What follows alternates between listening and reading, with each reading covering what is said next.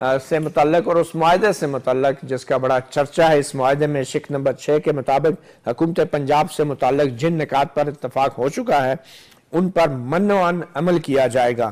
نکات لفظ ہیں، یہ معاہدے کی تحریر ہے اور وہ نکات کے بارے میں پنجاب کے وزیر قانون رانا ثناءاللہ ہمیں بتا رہے تھے۔ وقفے سے پہلے انہوں نے کہا کہ اس میں تیسرا اہم پوائنٹ یہ تھا کہ فورتھ شیڈول کے حوالے سے کمیٹی بنائی جائے گی جس میں تحریک لبیک کے نمائندے بھی شامل ہوں گے۔ رانا صاحب، کس قانون کے تحت یہ کمیٹی بنائی جائے گی اور کیا قانون میں ایسی کمیٹی کی گنجائش موجود ہے؟ جی، اس میں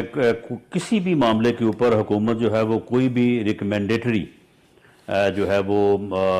کمیٹی بنا سکتی ہے، سفارشی حیثیت اور ہوگی، اس ریکمینڈیٹری فیصلہ نہیں کر سکتی ریکمینڈیٹری کمیٹی جو ہے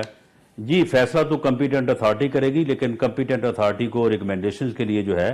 وہ امن و امان سے متعلق جتنے بھی معاملات ہیں، یہ آپ کے علم میں ہوگا کہ ہم نے امن کمیٹیز بنائی ہیں اور بھی دوسرے لیولز کے اوپر جو ہے وہ مختلف، اور یہ نیشنل ایکشن پلان کے مطابق ہوگا، یہ نیشنل ایکشن پلان کی روح کے مطابق ہوگا جو آپ کرنے جا رہے ہیں۔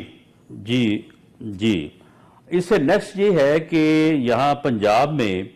ہم نے جو ہے لاؤڈ سپیکر کا جو قانون ہے اس میں ہم نے یہ کیا ہے کہ ہر مسجد کے اوپر ایک لاؤڈ سپیکر جو ہے وہ ہونا چاہیے۔ علماء کرام کا بڑی دیر سے یہ مطالبہ ہے کہ جی کیونکہ چاروں طرف آواز جانی ہوتی ہے تو اس لیے جو ہے وہ اس میں تھوڑا جو ہے وہ اس کو ریلیکس کیا جائے یا اس کو امینڈ کیا جائے۔ تو اس کے اوپر ایک ان کا یہ بھی آرگومنٹ ہے کہ جی باقی تینوں صوبوں میں یا وفاق میں کسی جگہ پہ بھی جو ہے وہ اس قسم کی پابندی نہیں ہے، تو اس پہ بھی ہم نے ایگری کیا کہ اس میں کچھ لا انفورسنگ ایجنسیز کے اعتراضات ہیں، تو بہرحال یہ بھی ایک کمیٹی جو ہے وہ بنائی جائے اور اس میں تمام مسالک کے جو ہے وہ علماء اکرام کو رکھا جائے اور اس میں تحریک لبیک کے لوگ بھی ہوں، اور وہ اس لا میں امینڈمنٹ جو ہے وہ سجیسٹ کرے، لیکن وہ لفظ وہاں پہ درج ہے کہ صرف عربی خطبے